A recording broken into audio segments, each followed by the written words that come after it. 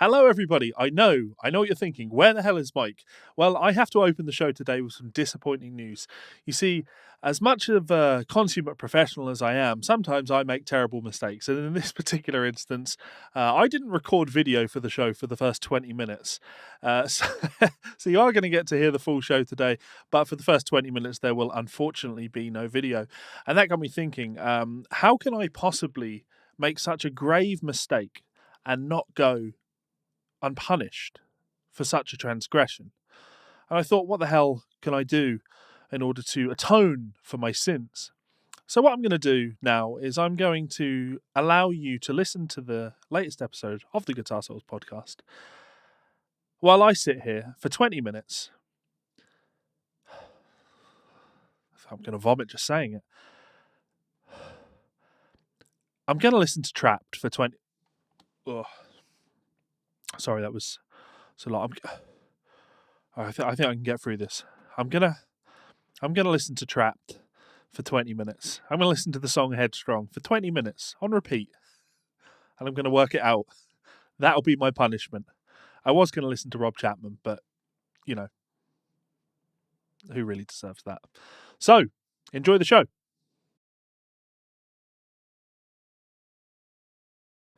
Hello, everybody, and welcome to another episode of the Guitar Souls podcast. This is episode number 60. We are coming to you from our quarantine studios. I am one of your hosts, Mr. Levi Clay, and I'm here with my good friend, Mr. Mike McLaughlin. How's it going, bud? I am surviving, my friend. Actually, I'm pretty good. How are you? Yeah, I'm really good. Actually, I'm in a really happy mood. I don't know why. I do know why. So this is for our listeners. Myself and Mike and I, actually is the correct way to put that, have been talking about going weekly with the Guitar Souls. And I think this is something that we might start trialing. It's funny, isn't it? Because I think that you'll probably agree with me on this. I think when we do a fortnightly show, the shows end up being really long. We are not topical with news stories because a news story could be up to 2 weeks old. And also it just turns doing an episode into a mammoth task where it's like, rather than just sitting down for an hour, we have to put aside like hours and hours and hours of time to do anything, which is harder to find. So what do you think? I think we would be good to go back to go into doing weekly, if I'm honest. I quite fancy the idea to even just try on it. Yeah. But more importantly, what do the listeners think? Yes. What do you think? Do you think it's something we should give a bash for a wee while and see how we're getting on with? Or are you more into the 2 weekly fucking humongous monolith number that you need to sit and listen and watch, which is us rambling along for too long, probably, considering how you're cut out of episodes. Yeah. But you get the idea. I mean, look at it this way. If we do a weekly episode, we'll be able to get twice as many of these. This show is brought to you by Ormsby Guitars. We want to thank Perry and the guys over at Ormsby for all of their support. It is very much appreciated. For those unfamiliar with Ormsby and what they do, they're wonderful guitars built by Perry out in Australia. And probably what they're most notable for in recent years is actually doing these runs of guitars that are actually built offshore and then brought into Australia for quality control and then sent on out. So if you head on over to ormsbyguitars.com and check out the pre-order section on their website, you can check out some of the upcoming runs, get involved for a very low price, and prepayment plans, payment over a series of months. Great way to get yourself a killer instrument and absolutely killer price. So as always, thank you so much for the support, guys. Check them out and let them know that we sent you. Anyway, on with the show. So big thanks to our friends over at Ormsby Guitars. And speaking of Ormsby, I've got obviously my 7-string here. I was going through my computer just recently, writing some music again, wanting to write music. And I dug up the old recordings that you and I were working on 5 years ago now. 5 fucking years ago. That was a long time ago that we wrote those musics. That's not a thing. No one's heard these tracks. There's some good stuff in there though, and I quite like them. And it makes me want to pick up that 7-string and get writing again. And I am writing, so who knows? Mm-hmm. Maybe that 7-string is going to get put to use. It's definitely going to get put to use. I've kind of fell out of love with music again for a wee while. I'm trying my hardest to get right back into it, but it's not going to be anything serious. I just need to get back into it. You know what I mean? Like, just find something that excites me. That's it. Well, let's do a guitar-related podcast for an hour and see if that puts some love back into the situation. No, it's not that I don't love music. It's playing guitar. I'm just like, I'm enjoying it a wee bit, and then I'm like, I just had my my Mick Thompson mask just showed up in the post today for my Slipknot cover that I'm working on. Right. So I can't wait to get that on and pretend to be 15 again. That'll be fun. I need to get myself a nice big black wig as well. I think that'll improve things. So on a slightly positive note, I guess the last episode we did was our most popular episode in quite a long time, actually. Yay! Yeah. I was just going to say, on that note, to anyone who commented on the YouTube video, we read all the comments. Like, I go in and check them every couple of days when I get the opportunity. I think Levi's obviously on the internet more than me, somehow. Someone do his job, I think.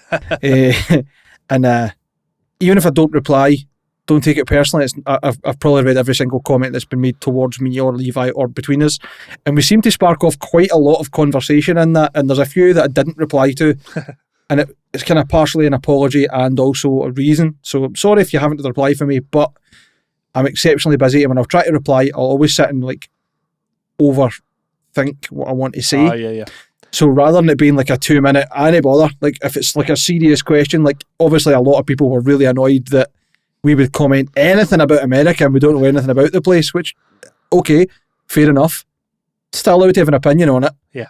But in my reply, I would have been like, well, over the top. And I was just like, I don't have time to do that, sadly. So yeah, and the times when I do have the time to do that, it's never productive anyway. Like you never get where you don't really achieve anything. No. So the thing I was going to say was essentially that same thing. Like Right. It was a really good episode. I really enjoyed it, and it got a lot more engagement than the regular episodes. But I think that's because we ranted so much about conspiracy theorists and American politics. And generally, it's not a subject that we like to talk about. We don't want to talk about things, but also things like that. But also at the same time, like, people have to understand this is a podcast, and podcasts are conversational in nature. When people saw the title, Kiesel Guitars, if you want a video of somebody just talking about Kiesel Guitars, don't watch a podcast. This is always going to be conversational. But we are toying around with the format a little bit and trying to make things a little bit more streamlined so we can get more subjects to you. So we are going to plow straight on and talk about Kiesel. So you saw Jeff Kiesel's apology video? I mean, that's a really good name for it, even though it's inaccurate, because it wasn't much of an apology. Credit where credit's due. He was the bigger man. He did stand up a bit and go, well, actually, I reacted badly, but it was a bit of an apology for me. Okay. What matters to me is the original poster, the customer, is getting what he wants. Yep. He's getting the resolution that he wanted, and Jeff is now offering dark, light, and non-roasted maple fretboards, apparently. Yeah. Like, I thought he couldn't ask the tree for it to grow darker, a different colour or whatever else, and all the other shite on the internet. But see, at the same time, like, what matters and what I just matters to me more than anything is that the customer is getting what they want. Sure. End of for me. Yeah. This actually surprises me because I'm usually the fire and brimstone type, but I do get what you mean. Like, I watched Jeff's video. I was watching it with Haley. It got sent to me and I immediately went to watch it, and I cringed immediately when he started talking about mental health, because that's your classic get out, isn't it? That's your classic explain away why I behaved the way I did. And then he also made a comment about but I was right, which again is never going to be taken on that well. But that's where the non-apology comes in for me. Sorry to interrupt. No, I do agree with you on that. But unlike looking at like the Rob Chapman apology, I think I'm actually going to hand it to Jeff on this, because I know I don't know Jeff personally, but I think from watching all of his stuff, watching a lot of his content, the type of guy he is, right? He's the type of guy that flexes on camera, right, to show how manly he is. And when someone has such a high opinion of themselves in that respect, like they're super, like they're always right and they can't be told type thing. Grow darker wood, tree, like treating everyone else like they're idiots. Even though there was some kind of non-apology elements of that, I know how hard it would have been for Jeff to sit on camera and tell people he was wrong, and you could tell that. I could tell that there was a degree of embarrassment that came with having to make that video, but he did understand that he needed to make that video, and I respect that. I do respect that, and it's completely, I'm not going to say completely changed my opinion. My way of describing it is I forgive, but I don't forget, right? That's fair. Yep. Yeah, I'll forgive this situation. And honestly, like I've got them on screen now, the new roasted wood options, selecting between light, medium, dark, and non-roasted maple. I think that's a great option that always should have been there. And the fact that they could have done that and didn't do that just highlights the fact that there was an issue and it's now been fixed. I will forgive Jeff's attitude. Well, it's not my place to forgive. He didn't wrong me, but I'll forget about what he did. But I won't forget, if you know what I mean. Like the second he steps out of line again, I'm gonna drop down on him again like a ton of bricks, and point out that this has happened again. And next time, I'll be less willing to accept that apology. Honestly, wish nothing but the best for Kiesel now. It completely changed my opinion on the situation. I think Jeff did a really good thing there in correcting it. I don't think it was a perfect apology, but what is a perfect apology? My real hatred actually was with the Kiesel Boomer posting group or whatever it was called, the Jeff Kiesel. I can't remember what the group's called because I'm banned from it. There were too many people in there that I knew when he apologized it was going to split people. They were either going to take the opportunity to accept the apology and move on, or it was never going to be good enough for them. You're right, I'm still in that group and it's so divisive. I mean, at the end of the day, the guy that Tim, I think is the chap's name that started it and also masterminded the Corellia thing. Fucking legend. Well done to him. He just shit posts all day on it, and our old friend Cody's still on it quite a bit, constantly commenting, which that was, just want to laugh at his comment. Thanks for making me famous. I know. Then you could have done, but you'd be better. You'd have better integrity journalistically if you'd contacted me first for my take on it. Like, well, you put your comments in a public sphere. You've already made your opinion. Your intent was pretty clear. Like, not even intent. Like, you've said exactly what you wanted to say with no one putting any other context or spin on it. I don't have to reach out for comment on a comment that I'm making about your comment. And also, more importantly, the reason we drew attention to Cody wasn't because, I mean, obviously we made fun of Cody and the things that he said, but the intent was never to get Cody to change his mind or change his opinion. I don't care about Cody's opinion. It was to draw attention to the person that you can become when you have too much brand loyalty existing in your mind. And that kid, I mean, that fucking kid, the comments on the YouTube video and then the comments in the group and then his private messaged me about 25 fucking times. So creepy. No need. Yeah, it's like, dude, just let it go. You did something stupid. Own it. Move on. Like that's just so creepy. There's no need for it. If you don't get a message back after a couple of messages of you trying to instigate further forced conversation about topics that nobody wants to talk about, then just fucking leave it. Anyway, the reason I mentioned him is just to laugh at the idea that he said, thanks for making me famous. No, mate, your own stupidity made you infamous. We just laughed at you, and luckily enough we've got a platform we can laugh at you, and don't wish you any harm. You crack on and do your own thing. You can keep absolutely guzzling Kiesel's detritus all you want. Otherwise, do your thing. Like, not losing any sleep that you had to make shite and inaccurate comments on a YouTube comment video that you were mentioned in for a second that you're upset about. Anyway, sorry, I've derailed this enough. I've gave him more than enough attention. Yes, and that's exactly it. Like, I don't want to talk about him because he's not famous, he's not relevant, and he won't be. That was never the point. Again, Cody, I know you'll be watching this because you'll cling on to your fame for as long as you can. It wasn't about you, man. It was about making sure other people don't be like you, and that's super important. Okay. My only advice would be, if you're going to video yourself talking about things, don't do it in the front of a car sounding really creepy at that angle, because it just brings up memories of someone else who made a video in their car about being upset about how people look at them in public and in general. Don't, Mike. I got banned from that group for pointing that out. I mean, you would steal my jokes. I know. It was literally... I messaged the admin to say, Levi stole my joke, ban him right now. No, it doesn't matter. And I wasn't willing to pull that one down because you can't shitpost too hard for a shitposting group. Come on. It's ridiculous. Like, that's a hill to die on, you know what I mean? It's shitposting. It should just be insults and stupidity. Anyway, my only last point about the Kiesel thing is I have reservations as to how seriously the customer service has changed, because I've seen in the last few days, even since all this kicked off, that a customer who's having problems with payments through a credit agreement or whatever it is, has let Kiesel know that, and they won't waive the stocking fee or whatever they're calling it, right, for them holding it, the storage fee, sorry, of the guitar, right, despite what is a fucking global situation. Yeah. I mean, come on. You can hold the guitar without charging a guy money for it. And I think the reply basically was, if you don't like that, ask for a refund and we'll hit you a restocking fee. Yeah. Come on. Fingers crossed. I don't expect it to be I'll be completely honest with you, right? I don't expect them to change. I don't think Jeff Kiesel's going to change. I don't think he's going to change. But it's so unbelievably important that when someone tells you they're going to change, you at least give them a fucking chance. It's a benefit of the doubt. Yeah. 100%. I'm on board with that. But we've got to, just as the comments on YouTube are saying, you and I almost are like opposite personalities, but we somehow get to that symbiosis at the end. Yeah. We're just there. Just try and be fucking reasonable, right? Like, give Jeff a chance, and when he fucks up, we can all collectively come back and make fun of him again. Like, but genuinely, the best situation would be he doesn't fuck up. The best situation for everybody would be everything goes wonderfully. Just stop being fucking fanboys for brands. It's ridiculous.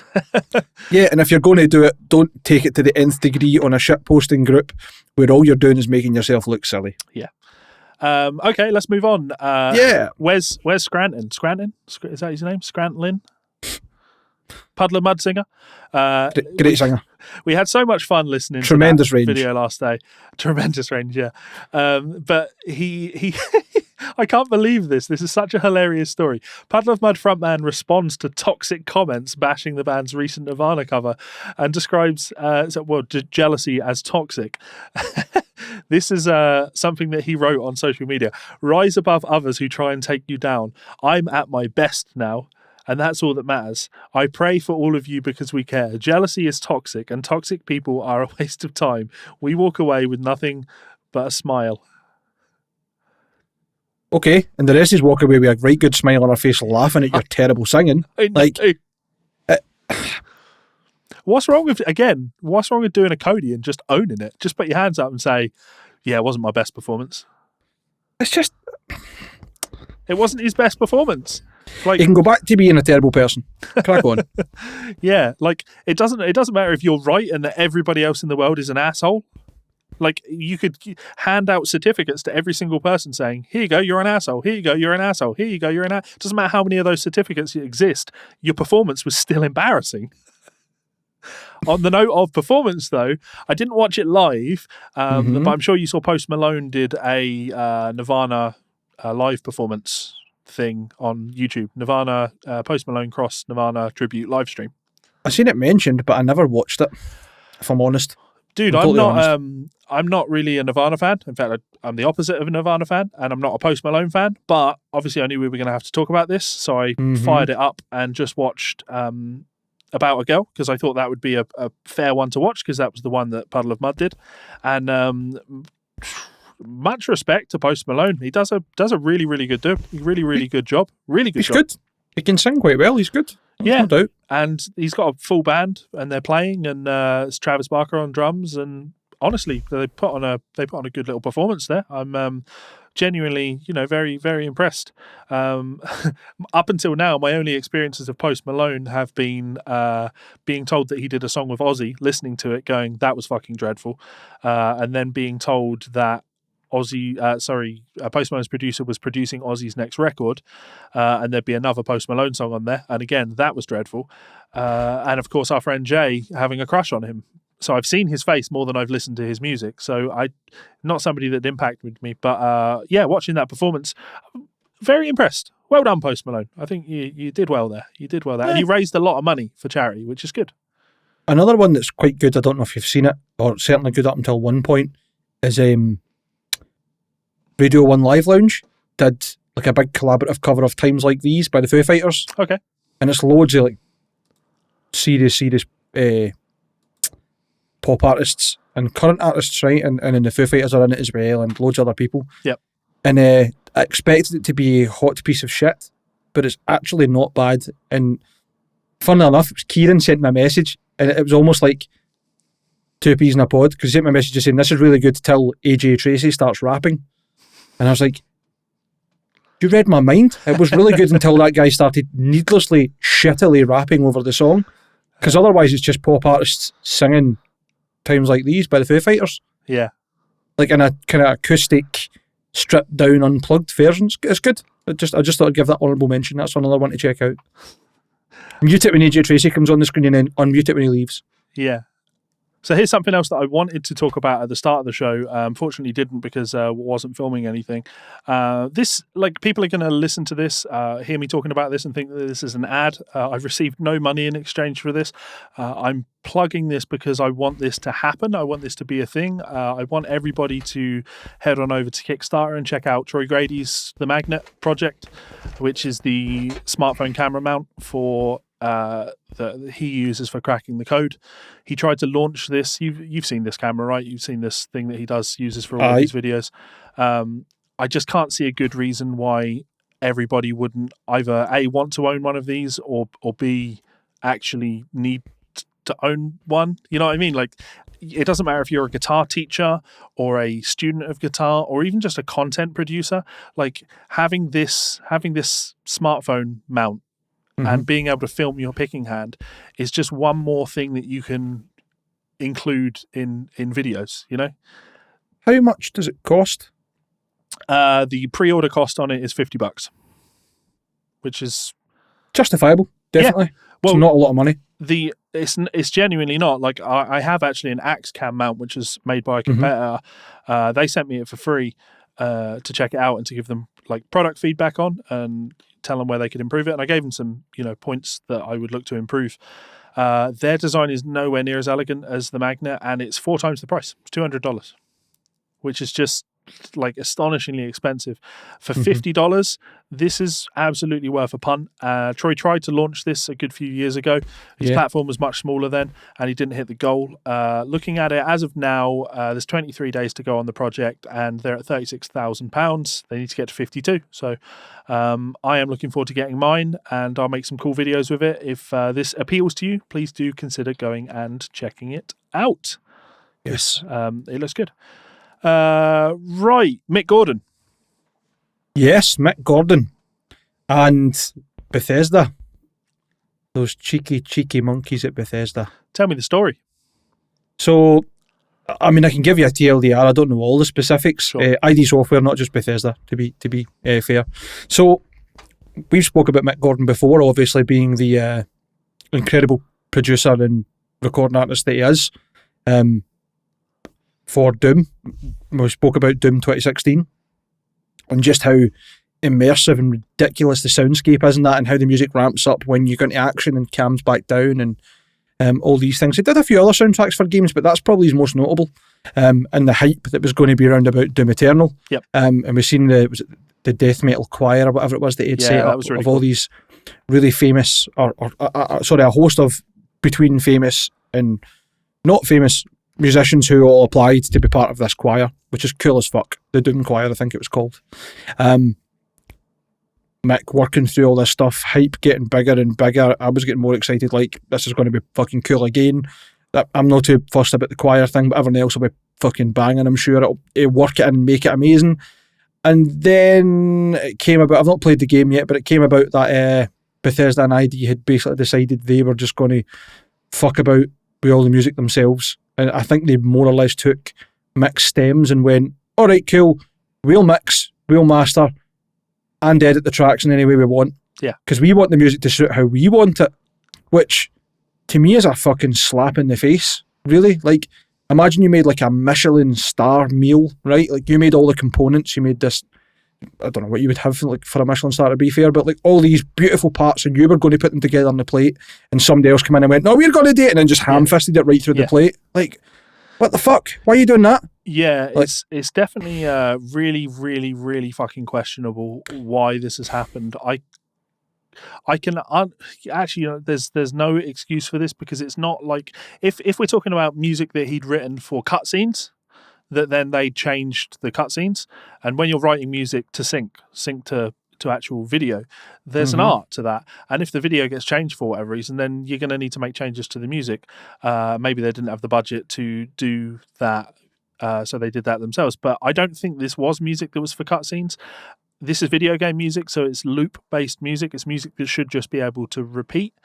There are some examples of games that have a little bit more dynamic soundtracks that adapt as and what's happening on screen, but this isn't that. This is just straight-ahead music. You've got that wrong. It is dynamic. The idea is that when you're in the quieter parts, the music drops. It only really ramps up when enemies appear or you're going into an action scene. But then it's so. You're totally right there. But it's still like a loop. It's loops. Oh, of course it is. It's like layers and loops and things that they're exactly. And then when you're in certain parts of the level or something happens, that's when it ramps up. You're right. It comes back down. You're right in that respect. Sure. It's not like a set soundtrack where you're expected to be at a certain part on a certain time loop. Yeah. And it's just one track. Yeah. It does adapt. Right. But okay. if you sat in a quiet bit just for 10 minutes AFK away from keyboard for anyone that doesn't play computer games. Also applies for if you're using a controller, by the way. Don't think I'm consolist. I mean, you've already displayed you are, but go on. I am. Fuck consoles. No, not actually. Just I prefer playing PC. That's what I've got into. But you're right. It's obviously looped, but the loops would last infinitely if you sat in a certain place. Yeah. But it is dynamic in the sense that when you go into the next bit, for example, if you head up towards a gore nest and you start fucking all guns blazing, that's when it just comes in. Yeah, but I can't see like a reason why you would then, Mick would write the tracks, he'd submit them to you and you'd go, we need to take these two little bars out. Like it doesn't, why would you fuck around with his arrangements? Why would you do that? I don't even think it was like just 2 bars out in arrangement. I think they more or less decided they were just fucking with it. Yeah. 2 months ago, Mick commented on a cover of The Only Thing They Fear Is You and said, fun fact, all those stupid time signature changes are a result of someone from marketing piecing this track together without any musical knowledge. So they've taken his stems and chopped them to bits thinking, oh, that sounds really good. Yeah. That's cool. Like, I mean, if you're a DJ and you want to get into that kind of stuff and actual sampling, then fair enough. But not to have someone who... why even have Mick Gordon do the soundtrack and have all these rabid fans who are like, this is the ultimate soundtrack to this kind of game. It worked so well in Doom. It's going to be even better for Doom Eternal because they've upped the game. They've made it harder. The scapes are going to be better. There's going to be way more money in the budget for it because of how good Doom was. Yeah. And then for somebody in marketing, of all places, to go... how can we fuck this for us? And let me just throw one additional thing in there, right? I won't name who, but I was talking to someone recently that's friends with Mick Gordon. Okay. Or at least, colleagues and peers with Mick Gordon, and they themselves are looking at doing video game music. And they've had a couple of pitches that have been sent their way. Even they've scored a couple of things. They've got some things in waiting. And the company that they are looking to do some work with asked what he'd be looking to be paid. So he reached out to Mick Gordon and asked what a kind of acceptable rate was for something like this. And I have been relayed what Mick was paid for the first Doom game, and it is an astonishing amount of money, like an absolutely astonishing amount of money for that type of work. I'm not saying like he's overpaid. I'm saying that he was well paid for the work that he did. And you would think the fact that they got him back would have meant that he was even more well paid. Why do you bring someone in and pay them so well, especially when they have a track record of doing so well for you? Why would you do that and then just completely fuck around with their music? It doesn't make any sense. And it's not just the cutting up of the tracks, is it? It's the mixing of the tracks. They compressed them all. They brick wall limited them down, and so there's like no dynamic range in them. Like it's just people who don't know music and people who weren't involved in the actual creation of the tracks thinking they know what the best end product is, and it's just fucking madness. Yeah.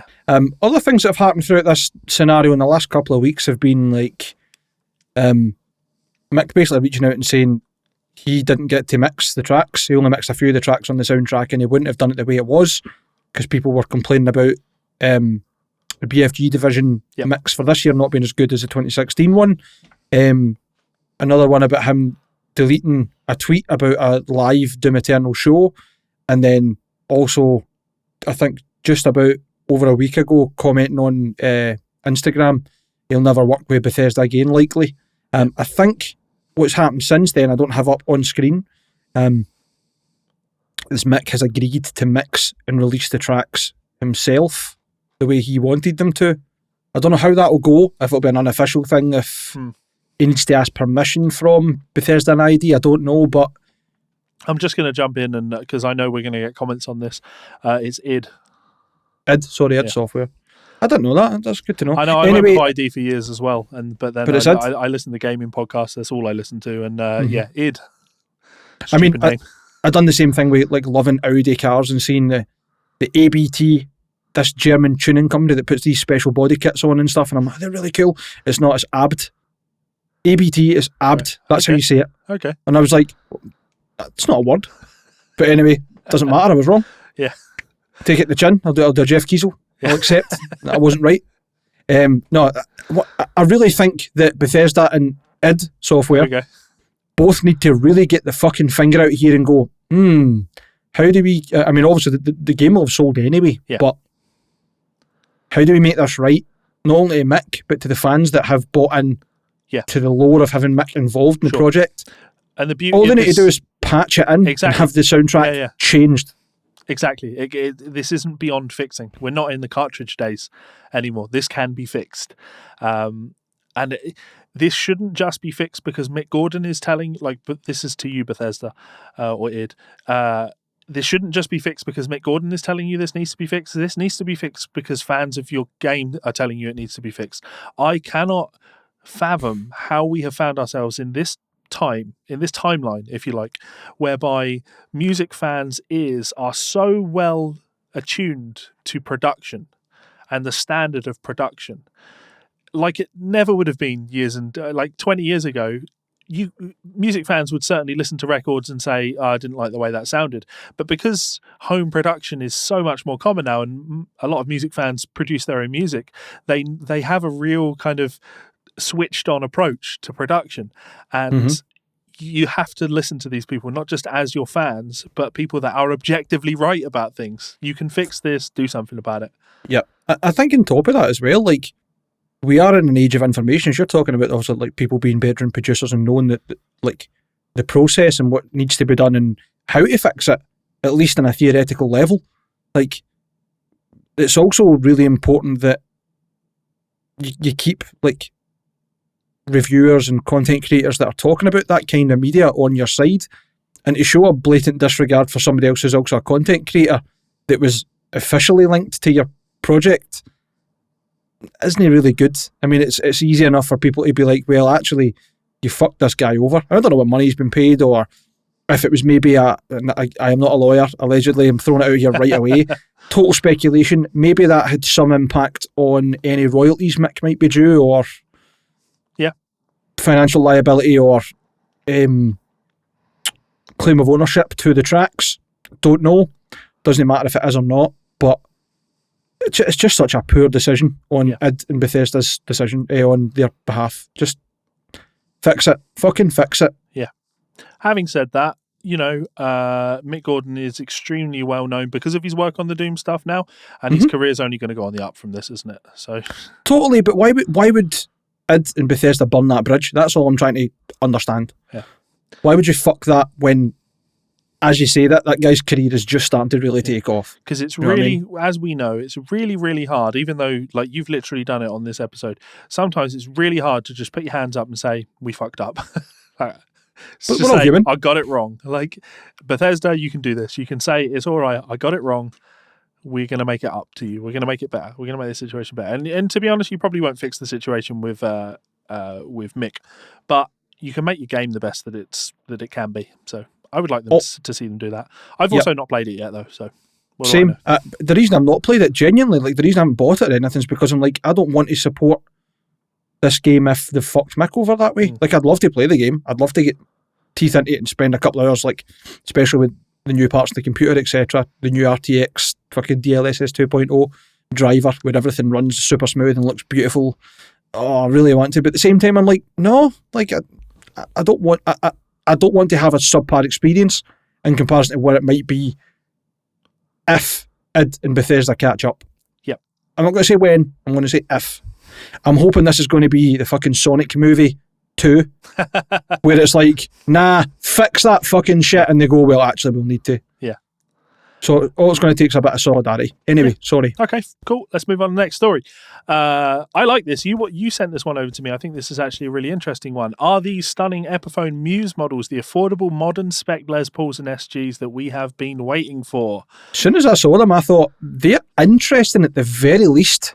I'd describe them as annoying because they've put me in a position where I have to buy one. I said that I would. I said I would. And I have to, assuming they do what I think they're going to do. So I have them on screen now. I'm just going to read the story. Epiphone, we previewed Epiphone's new Les Paul and SG Muse guitars from the company's Inspired by Gibson collection back at Winter NAMM. Now Epiphone has made available full details on both enticing electric guitar models. We're impressed by the looks and features as well as the prices. Both models boast mahogany bodies, lightweight and chambered with a maple cap on the Les Paul, as well as custom C-shaped mahogany necks and Indian laurel fingerboards. Pickups are a pair of high-output Alnico Classic Pro humbuckers with coil splitting and phase controls, as well as a treble bleed circuit. Other features include a lock-tone ABR bridge, stop bar tailpiece, clear speed knobs, and nickel tuners. Epiphone's lightweight 3-on-3 on the SGs. Additionally, the Les Paul and SG are available in a variety of very cool metallic finishes, including radio blue metallic, Wonderlust green, purple passion metallic, smoked almond metallic, pearl white metallic, and scarlet red metallic. And more. Yeah. So that smoked almond one is what I assume in that image is the SG, the one from the right. And to me, pretty much a gold top. That looks like a gold top. That does look like a gold top. I'll have to look at it. But if they make that Les Paul in that colour, you're on it. I guess I just really have to be on it. I really, really liked that it was just a stripped back, but you're not taking away any features version of the Les Pauls and the SGs. It's like one colour, whether it's they're all metallic, I think. Is that right? Yeah. Because when I first looked, I thought the white one was just Alpine white. Yeah. But just, there you go. Decent finish. The clear speed knobs are cool as fuck. Mm-hmm. The spec itself looks all right when you're getting a mahogany body with a maple cap. I don't know what the scenario is with the fingerboard, but I don't imagine it'll be shit. And generally speaking, just cool guitars. Like, I'm not big on Les Pauls or SGs. It's not really I'm more a Super Strat kind of guy or spiky shit. Same, yeah. But they are banging. Can you bring them up on screen? Because, I mean, I think they're great. They genuinely are. I'm really impressed. And the Les Paul retail, $499. That's so unbelievably cheap for what it is. Like, well done. Bravo, Gibson, taking a step in the right direction. But Epiphone, it's got the new headstock on. Let's not give Gibson the credit that Epiphone deserves just yet. Yeah. But yeah, assuming these that kind of gold-looking one comes out, at some point I will have to pick one of those up. Those are, perfect. And the thing is, it's a great wee modern platform as well. They look like the kind of guitar that you're getting all the specs you need, like an Ibanez RG. Yep. And if you decide you want better pickups or better hardware or better tuners or you want to fuck with it, like, great, I've got the platform for it, it's solid. Yeah. So here's hoping it lives up to the expectation. Yep. Having said that, I guess I could have got the 70s tribute, 60s, 50s, it was the 50s tribute Les Paul, the Gibson one that they did a couple of years ago. They did a gold top version of that, and the only reason I wasn't into that is because it didn't have the binding on it, and these also don't have the binding on it, so who knows. I'll have to see one in the flesh, but yeah, definitely grabbed my attention. No, the SGs don't have binding, but the Les Pauls do. Does that? Yeah, look at the edge of the black one, the edge of the red one. You can barely see it on the kind of green one that's meant to be pale and blue. And the actual blue one, there's like white binding on them. There may well be. You may be right. It's hard to tell. I can't tell on the close-up of the white Les Paul because, well, how you meant to tell, but pretty certain they've got binding on them, mate. Pretty certain. Well, that's a step in the right direction. In fact, it definitely is. If you look at the picture on the far left, the black one, if you look at the input, look, the binding's there on the top corner, on that edge of the top. Cool. As the old saying goes, shoes off your in, balls off your chin. The old saying that I've never heard before. It's not one that many people have heard because I think I heard it maybe 10 years ago and I don't really say it because it's quite offensive. Anyway. Okay, a couple of other short things. So, Spotify have introduced an artist fundraising pack. Wouldn't it be great if they just paid artists the right amount of money? Yeah, that's exactly where this is, like, where we all know this is going. It's almost like, just to go back to fucking Rayon and Amazon, Jeff Bezos putting out, I'll put $125,000 into this pot for my staff and for whatever else, or however much it was, that will just pay your taxes, and then we won't have to worry about the NHS not having enough funding. Yeah. If your company wasn't avoiding tax every way it could, then the amount that you would contribute would be substantially more than probably what we're missing out on. Yeah. And that was the same for Google and fucking, I think Costa really bad for it, and Starbucks, and just all these cunts. He's going political again, guys. I can't stop him. I can't stop him. I just don't see why people don't pay their fair share. I'm going to leave it at that, but... Oh, you do. You totally do. Because they're allowed bastards. To. Yeah. And they're allowed to. Oh, that's right. I mean, the very fact that there is tax avoidance and tax evasion are two separate things. Yeah. No, they're not. You're not paying your tax. Yeah. Simple as that. The fact that there are loopholes in place that allow companies to do this it's not good. And it's kind of like, I know it's like a really twisted way of looking at it, but it's kind of like the Kiesel situation all over again. When you have a company as big as Amazon, the countries that they operate in are essentially also the customers, because they provide a lot of service, sure, but we like them doing it because the revenue that their tax generates for us. So we want them here, and they offer employment to the people that live in the country, etc. That's a much bigger draw than you're talking about tax, because tax never comes into the consideration. It's how many people can we employ. But yeah, and these are all super important. So I know the country isn't really the consumer, but we want the companies here, and we should be demanding more of them as the consumer. We should be saying, no, if you want to be here, you need to be here. Like you need to be everywhere. You need to operate everywhere. That's how you make all of your money, and you are going to have to contribute, and if you want to be doing that, because that's just unfortunately how that works. It's how it works for everybody. So demand better. But how do you demand better? Are you Spotify? I'll tell you how you demand better. What seems to be happening in France, I think Italy, companies that are registered offshore for their tax accounts will be getting zero help during the pandemic. None. And I'll be really, really honest, none of them care. I just don't think any of them care. They probably don't. Yeah, because of the sheer amount they've saved. But they might if this continues. Yeah. So, but you know who certainly won't? Jeff Bezos. Oh no, Amazon might as a company, because they don't really have any profit margins. They reinvest everything to just grow and grow and grow, which is why they're so big. But Jeff Bezos himself, I don't imagine he's worried. No, he's probably not. And so Spotify, to go back to the music related thing, they're introducing the artist fundraising pack, which is essentially it's like a tipping scheme, if you like. And I do part of me wants to say well done to them. Because they're adding that as an option. They shouldn't need to. They should pay the people that keep your platform in existence better. But I do kind of like that platforms are at least attempting to do something additional. Like Bandcamp they've waived their fees again for I think a month now. Well, they were the first of all of these platforms to do anything. Yeah, I can't imagine they're even they can't be a big profitable platform, surely. I think it's very much grassroots. It's big in terms of exposure, but I don't think they're big in terms of like having any sort of money behind them, or like as a company size, or I don't know if they'd be the kind of thing that you could buy stocks or shares in. I don't think they're floated in the market or anything like that. Right. So I think it's very much a by musicians for musicians, because I'm sure they were doing a scheme as well where they would offer to do merchandising and printing for you as well. Did we not talk about that a few episodes ago? Yeah, lots of places are starting to do that now. Patreon do that. YouTube do that. It's kind of it's funny because when the record industry changed and they started introducing these 360 deals, where artists were needing to take these 360 deals just to get their advances, and the 360 deal was like, we're not just going to give you money now in exchange for the ownership of the record and to make money on your record sales. We want to make money on your ticket sales, and we want to make money on your merch sales and all of this stuff. They did that because they needed to evolve and they wanted to make more money. I feel these platforms are doing the same now because they're wanting to monetize. They want to monetize our merchandise, don't they? Yes. You can't use our platform and get 1 million fans and then be successful and sell merchandise off of that and us not get a cut of it. That's not fair. Parasites. Speaking of that, please do check out the Guitar Souls Teespring store, link in the description.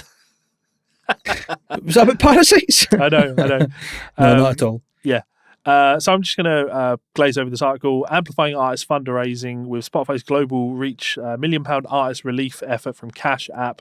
Since the onset of the COVID-19 pandemic, Spotify has engaged our partners across the industry to discuss how we can support artists and the creative community who have been deeply impacted by the effects of this devastating virus.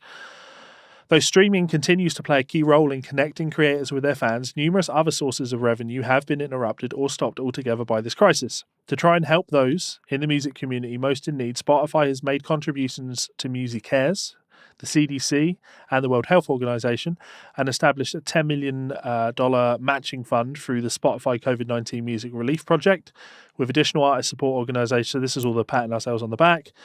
Yep.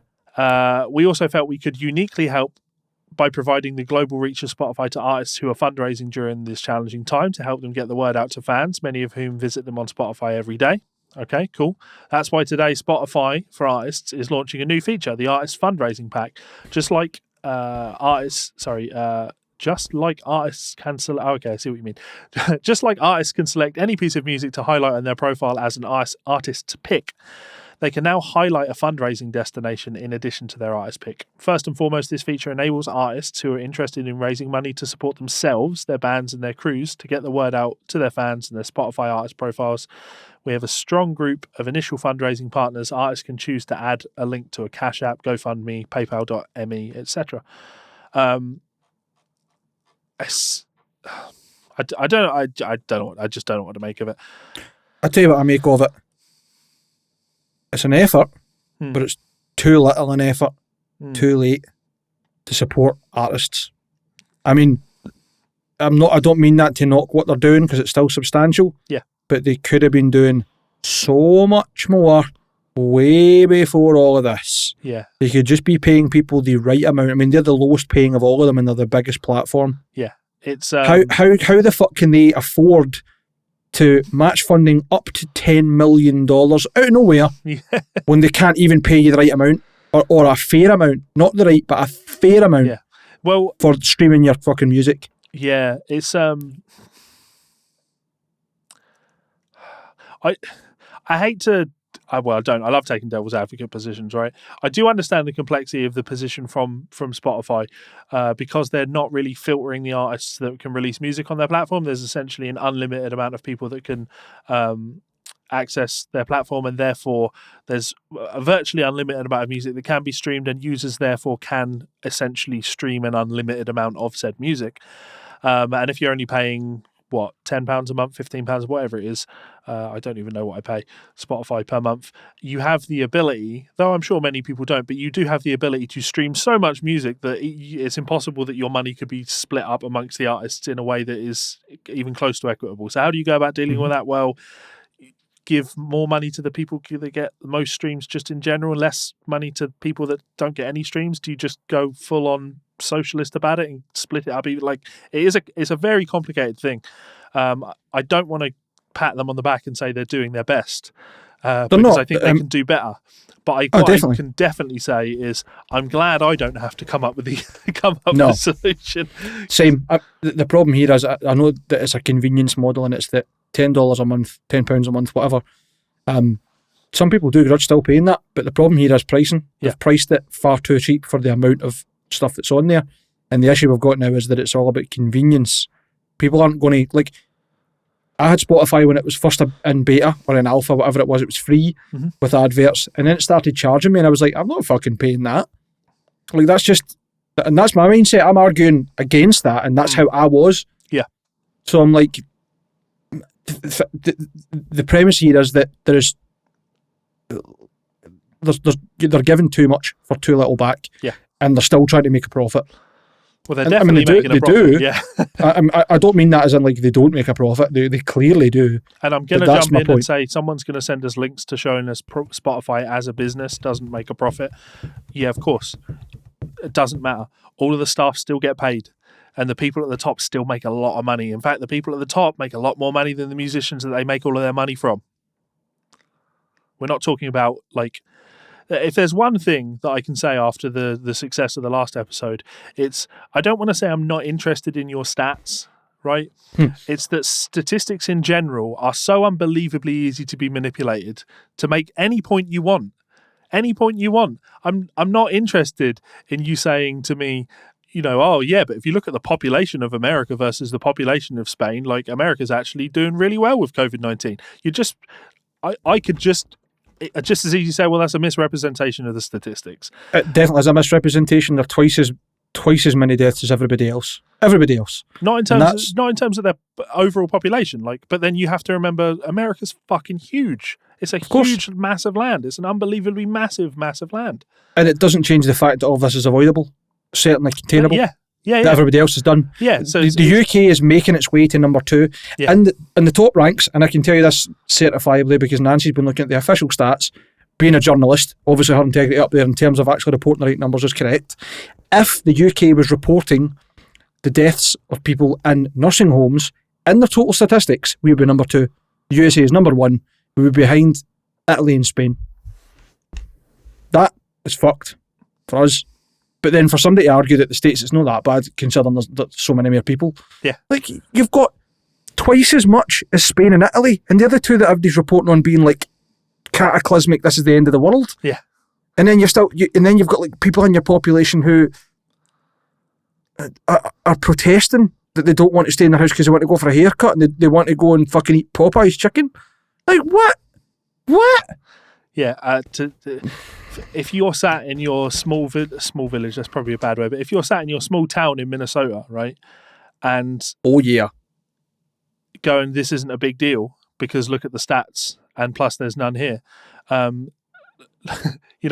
Compare New York to Spain. How's New York? What's the percentage of people that live in New York that are struggling with things? But I want to be clear. I want to bring it back to the point that I guess I was trying to make here. It would be just as easy for you to turn around and say, but what you're doing right now, Levi, is skewing the statistics to make your point. And you're right. That is what I'm doing. I'm choosing the maths that suits my argument best. So because you're making that point. Yeah, because that's the point that I'm trying to make. That doesn't make me right or wrong. Like I have a thought on this situation, then I use stats in order to back up my thoughts. And you'll be able to do exactly the same with yours. So don't think that you're being fucking smart when you come to me with your stats, because I know what you're doing, just like I know what I'm fucking doing. Engage a bit more fucking common sense around this entire situation, please, for the love of everything. Or don't, or just go to the beaches, just go out, have a good time, but please stay away from me for 6 months, please. Aye, that's it. Do what you want as long as it doesn't fuck with me. Give me some space. But yeah, essentially, I think what Spotify are doing here is and I hate this, right? They are putting the onus, they are putting the struggle of musicians on their fans, and of course, I guess that is how the business works. But don't expect a pat on the back for saying we're going to allow your fans a way for them to give you money. Oh, fucking thanks very much. I didn't realize that for the last fucking however many years you've been stopping my fans from giving me money. I didn't realize that was part of your business model and that you're now giving them that option. Like, absurd. How much of these tips do you think they're going to take, and how are they going to profit off it? Because I would think even if they don't take a cut, that's interest they're going to get for however long they hold those funds in their bank. So by the looks of things, because it's essentially they're using widgets for like a partnership with Cash App. So I could essentially put my PayPal link on there, and if you made a payment to me via my PayPal me link, sure, there's going to be like PayPal are going to take their cut, but the person that's hosted the PayPal link wouldn't be taking a cut, if that makes sense, because the person that hosted the link never touched the money in the first place. It is coming direct to my PayPal account. So that someone's going to be skimming a little bit, because that's the wonderful system we live in. Someone's always skimming a little bit. I don't want to say that Spotify aren't doing enough, but also I don't want to pat them on the back and say well done guys, you fucking fixed everything here. There is no such thing as altruism in business. Yeah. It just doesn't exist. Yeah. There's even a type of business called mixed motive business. You're doing good for certain people or the community or whatever, but you're also profiting yourself. The business is also growing. Yes. Every action a business takes has got to be in the business's interest. Yes. Yeah, or your business doesn't exist for very long. Exactly. It's just as simple as that, isn't it? Yeah. So fuck you, Spotify. You're doing something decent, but not enough. Yeah, I haven't listed this down as a story, but I just thought I'd throw this one out there. I think everyone needs to continue going and trolling Trapped on Twitter. Oh, man. because they blocked me on Facebook, and then when I tweeted out that they blocked me on Facebook, they blocked me on Twitter. That must take a lot. That must take a lot. What's his fucking name? Chris Brown. Chris Taylor Brown, yeah. He's named after a woman beater, ironically. That must take a lot, right? Because Chris Taylor Brown loves arguing with absolutely anyone on Twitter. Anyone. When you go on Trap's Twitter and you click on their tweets and replies, you get to see the people that they're actually responding to. He's throwing absolute mental hissy fits at people with 20 followers on Twitter. Like, he's getting into proper arguments with people with fucking 20 followers on Twitter. No, what I think the best part is? He put a tweet out the day after I saw that you were banned. I went, I'm going to see if I'm banned, just as like guilty by association, right? Had a look, and one of his tweets was something like, you know what, for all you giving me shit, I never start any of this. It's always someone who ats me first and whatever else. Show me one scenario where I started this and blah, blah, blah. And I'm like, if you need to argue that, you've lost your point to start with. Like, who cares? Like, just don't reply. It's the internet. Turn it off. Yeah. Also, more importantly, surely that tweet that you've just written there is at everyone. Antagonising. That's it. The reason he blocked me was he put up this big post about the classic "less is more" type thing. You know, about musicians, because he wanted to defend himself people being about the fact that shitty. he's attacking Jason Richardson and all this, and he's like, guys, just because you're technical and you can play a lot, it doesn't mean that you're good. Less is more. And I just wasn't that when he was saying I can play and you want on guitar and I know more chords than you? Yeah, I know. What do you mean you know more chords than me? Shut up, you fucking dolt. The reason he blocked me because I said, hang on a minute, less is more. Isn't this coming from the guy that tweets 1,000 times a day? Yeah, please shut up, Chris. Less is more. Less of you. Hashtag guitar souls. So, let Chris know that we sent you. He's an absolute fucking weapon. They've posted up the picture for their new, I don't know if it's an album or a single or whatever, and my favourite comment is someone saying, dude, this looks like an off-brand version of Tap Out that you find in Walmart. It's that horrible, mad, stupid fucking, like a gas mask helmet fucking American somewhere between flag.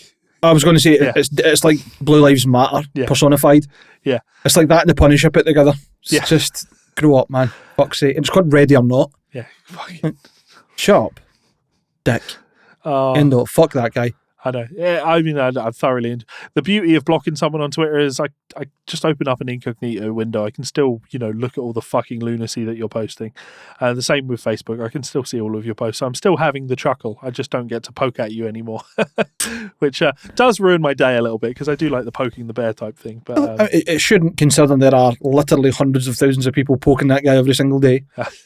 I know. Not literally, but yeah, a good number.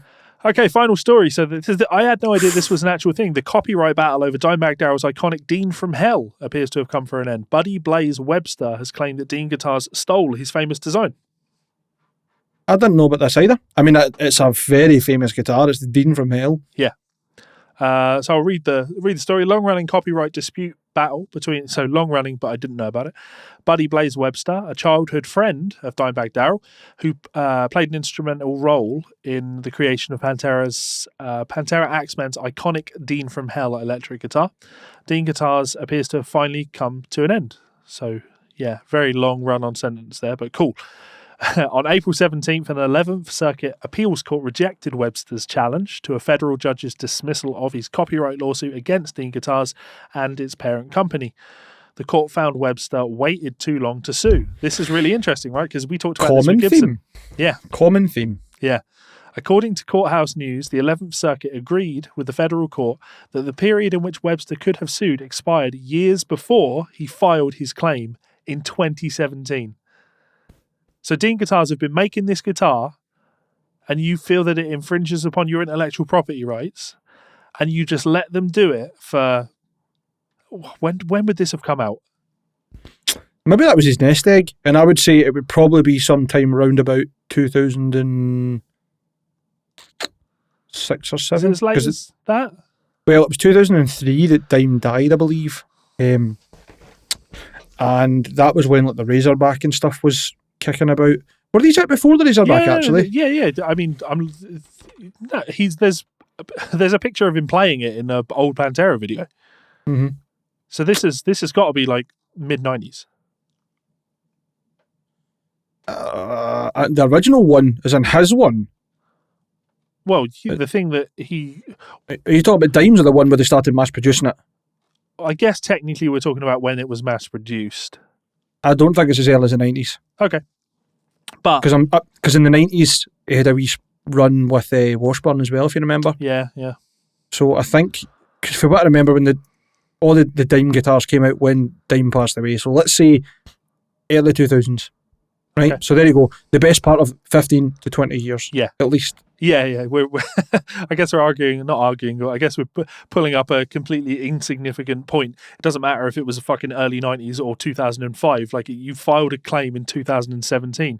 Company, you don't get to watch a company rip off your design for 10 plus years and then go, right, you fell for my trap, boys. You're going to court now. It just doesn't fucking work like that. I might as well do the Lance Benedict court thing as well. Yeah. Why not? I know. So Webster's claims for unfair competition, false endorsement and false advertising failed as well.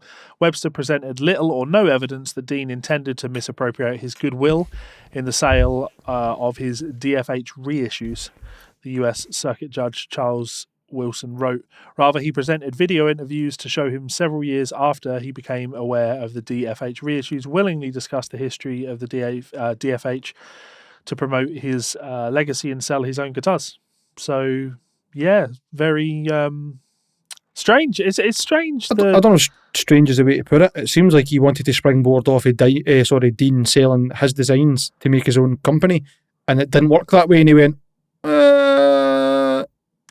But it just strikes me as strange that he wouldn't have filed this back in the day. But that's it. He was hoping that Dean would do well so he could springboard off that and say, well, actually, I designed that for Dean. These are my guitars. Saying that, like, discussing the history of the DFH to promote his legacy and sell his own guitars. Clearly, that's not worked out in his favour. And he's went, This will have cost him a lot of money. Aye. As previously reported in Guitar World in April 2017, Dean, along with Daryl Abbott's estate and multiple additional defendants, including Dime's brother, Vinnie Paul, passed away in 2018, were served with a copyright infringement lawsuit by Webster, a luthier who contended that he created the guitar's famous Lightning Storm graphic and had never received compensation for its reproduction on various Dean models. So, yeah. Strange, because there must be merit to his claim. Like, I don't doubt for a second if he was a childhood, it says he was a childhood friend of Dimebag. He's got a long history with the guy, makes guitars. There's no doubt in my mind that he probably came up with that, made it for Dimebag. Dime liked it, and then Dime years later has gone to Dean. Yeah, let's do this on a guitar. And what makes it worse is the next paragraph is, but a summary judgment entered in the Middle District of Florida in 2018 ruled in favour of Dean and the Abbott estate, citing that the statute of limitations for Webster, who had been aware of the various Dean from Hell models produced over the years and had also collaborated with Dean on another line of guitars, the Body Blaze ML, to bring his copyright infringement claim had long expired. Can he really claim for copyright? Surely if you had a line with them and you were willingly allowing them to run that other line. Yeah. It beggars belief, man. Yeah. So I mentioned court. Might as well laugh at Lance Benedict, because Lance Benedict doing a Lance Benedict. As we know, he's currently being sued for... He's been very lucky. Annoyingly, he's been very lucky because of this coronavirus thing. Like, everything keeps getting put off and his court dates keep getting pushed back and back and back. But he's always lucky. That's how he's avoided jail many times. Yeah. He's filing for bankruptcy, and they're trying to get that stopped under bankruptcy fraud. I don't know what the word I'm looking for is. Under grounds of bankruptcy fraud, because it absolutely is, allegedly. He's filed a countersuit, though, or he's tried to file a countersuit to his business partners that are suing him for the $100,000 that he took from them, didn't list them as members of the company, and then dissolved the company and ran off with their money.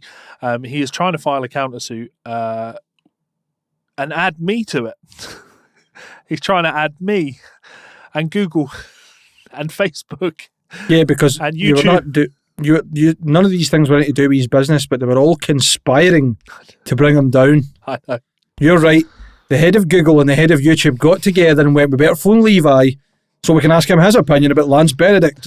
From reading this court document and his claims in it, he very much believes, I think what I can discern from what he's saying is he very much believes that the people that he entered into business with, the people that he took the money from, he very much believes that when things weren't going their way, that they then conspired with guys like me and Andrew to destroy the reputation of the business to get back at Lance.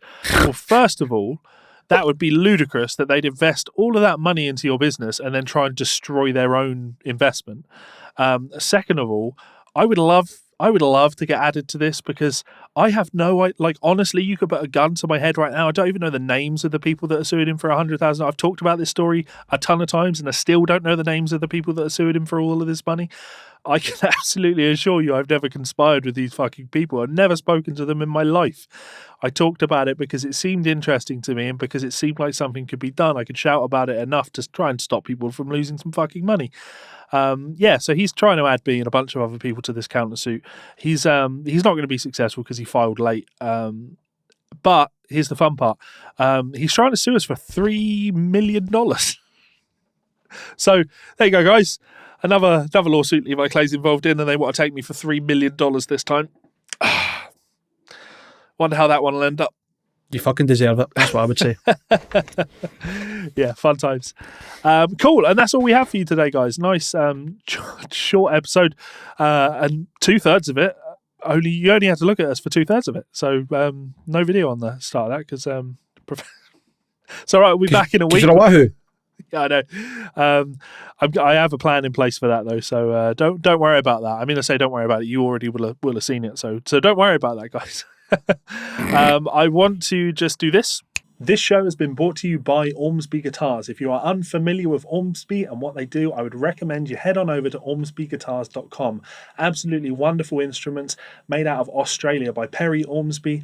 You know, they focus on a lot of really interesting things, probably most notably the multi-scale thing. You can see a couple of them hanging behind my head. I am a big fan of the Goliath series. Having said that, I've also almost ordered myself a Hype over the years, and I think the thing that Ormsby do that, well, lots of companies have dabbled in, but they do a great job of it, is these runs of builds. You can go on their website now, check out the pre-order section of their website, and you will see a series of upcoming runs of guitar. You can get in on those with prepayment plans and really get yourself a nice, well-built instrument for an unbelievable price. So thanks to Ormsby Guitars for supporting the show. Go and check them out and let them know that we sent you. Thanks very much.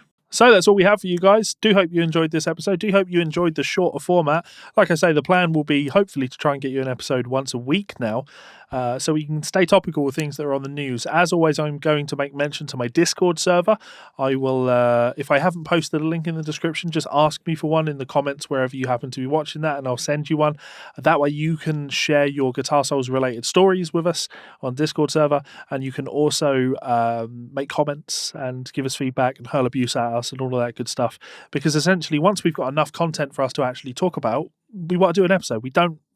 It's not fun having to sit and talk about guitar for 4 fucking hours and then me having to sit through 4 hours of footage to edit it down to something reasonable.